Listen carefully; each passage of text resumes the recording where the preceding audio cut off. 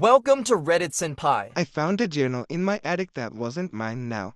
I'm questioning everything. I always believed that life was predictable, and the worst thing that could happen in my quiet suburban life was misplacing my car keys or a coffee spill on a Monday morning. I never believed in ghosts, curses, or anything paranormal. Life, to me, was a series of random events.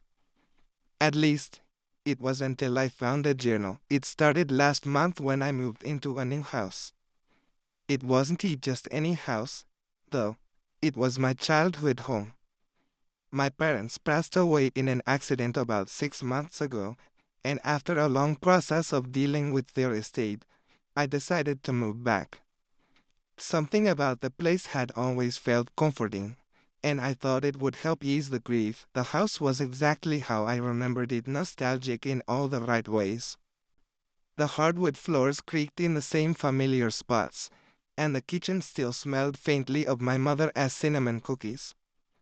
It was like stepping into a time capsule. After a few weeks of settling in, I decided to finally tackle the attic. I had avoided it until then because, frankly, I hated attics.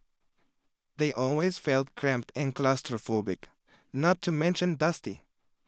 But there I was, one rainy Saturday morning, armed with a flashlight, a box of garbage bags, and a head full of determination. Most of the stuff up there was old, forgotten junk, Christmas decorations, broken furniture, boxes of clothes that no one had worn in decades.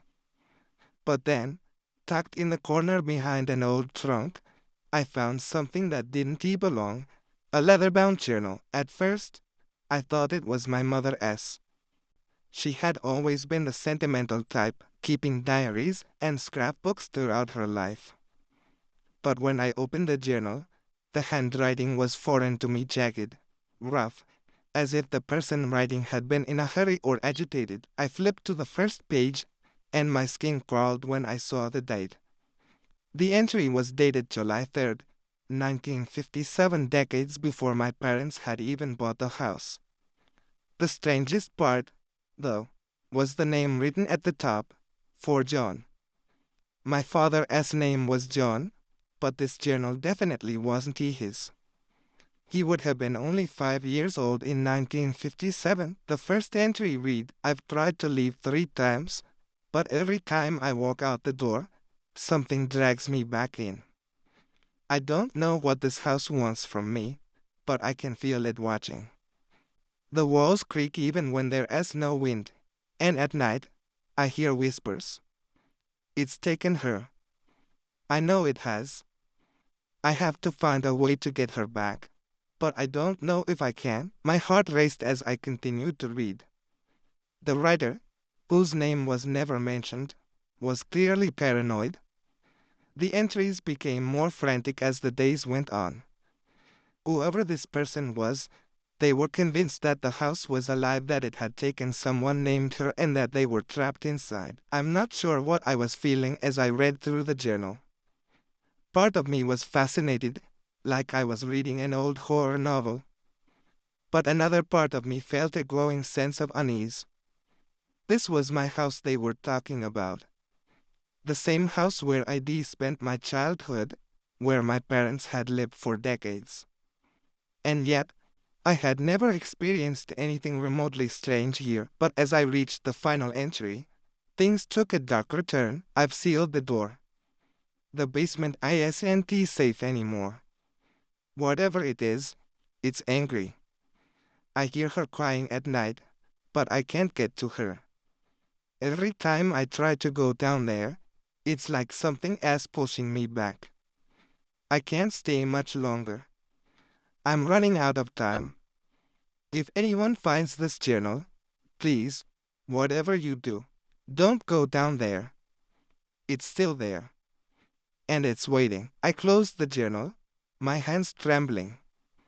I had never heard of anyone disappearing from this house. There were no rumors, no legends. My parents had bought the place in the late 80s from an elderly couple who, as far as I knew, had lived here peacefully for years. Still, something about that journal gnawed at me. Curiosity got the better of me, and I decided to search for more information about the house's history. After a few days of digging through old records at the local library, I found a lead. In 1957, the year of the first journal entry, a woman named Margaret Collins had gone missing. She had lived in the house before it was sold to the elderly couple who sold it to my parents. Margaret had never been found. The records didn't offer much more information, but a newspaper clipping mentioned that her husband, Richard, had been the primary suspect. They had no proof of foul play, and Richard had disappeared shortly after Margaret went missing. The case went cold, and the house was sold a few years later. The more I learned, the more unsettled I became. The journal, the missing woman, the whispers in the night, it all seemed too coincidental. But I had never heard or seen anything strange in the house myself. Maybe it was just an old mystery, one that had nothing to do with me. But then, the dreams started. At first, they were subtle, just flashes of images I couldn't quite place. Dark hallways, a woman's voice calling out from somewhere far away, the feeling of being watched. But as the nights went on, the dreams became more vivid. I found myself walking through the house in my sleep, opening doors that I hadn't opened in years, looking for something that I couldn't find. One night, I woke up standing in front of the basement door.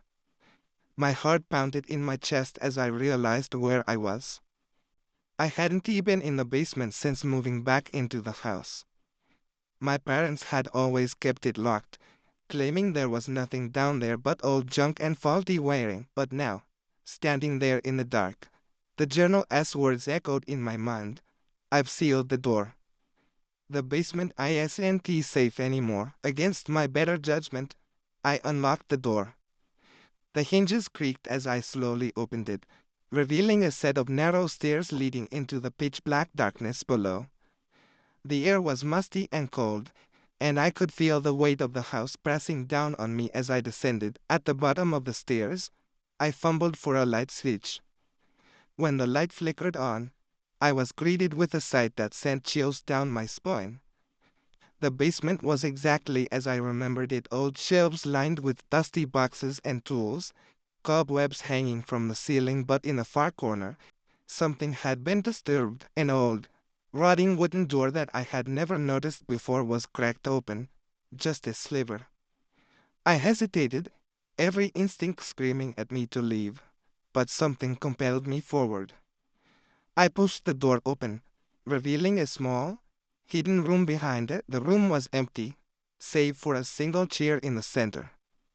And on that chair sat a woman's tattered dress, covered in dust and stained with something dark and long dried. I felt my stomach churn as I realized what I was looking at. This was Margaret's dress. It had to be. Suddenly, the temperature in the room dropped, and I heard the faintest whisper behind me, like someone breathing in my ear. I whipped around, but no one was there. The basement was silent, save for the sound of my own panicked breathing. I ran up the stairs, slamming the basement door behind me. I didn't sleep that night. Every creak of the house, every gust of wind outside, felt like it was coming for me.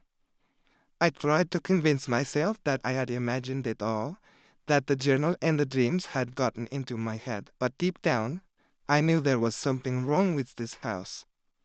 Something that had been here long before my family moved in. And it wasn't finished. The next day, I called a realtor. I didn't care about the memories, the comfort I had once felt in this house. I needed to leave, and I needed to leave now. But the house had other plans. I'm still here, weeks later. Every time I try to leave, something pulls me back. The car won't start, the phone cuts out before I can make the call, and now the basement door won't stay locked. Last night, I heard her crying. Margaret? She is still here. And I think she wants me to find her. but I'm too scared to go back down there. I don't know how much longer I can stay in this house. I'm writing this in case something happens to me. If anyone finds this journal, my journal, please, whatever you do, don't go down there. It's still waiting. And it's watching. TLDR. Found an old journal in my childhood home about a missing woman and warnings about the basement. Now I'm experiencing strange things, and I can't leave the house. Something is definitely wrong, and I think it's coming for me.